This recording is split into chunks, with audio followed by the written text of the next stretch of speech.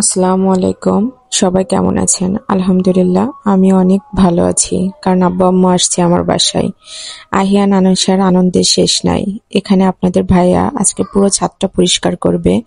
তার ভিতরে আম্মু ফ্রেশ পেঁপে আনছিল, পেঁপেটা কেটে দিলাম এবং আম্মুকে একটু সকালের নাস্তা দিয়ে দিলাম। এটা হোমমেড পরোটা নয়, এটা বাজার থেকে ফ্রোজেন করা পরোটাটা এনে আমি ভাজি করে দিয়েছি। কালকে আমি সবজিটা রান্না করে রাখছি।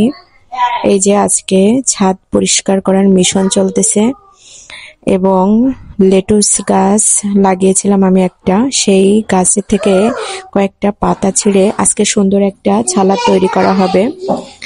এই যে এখন এটা ওয়াশ করব এবং আমরা একসাথে এখন খাওয়া দাওয়া করব দুপুরে। তো আমি ছালাদটা মোটামুটি রেডি করে ফেলছি। এই যে ভেতে শাক আছে, এখানে আব্বুর জন্য করেছি।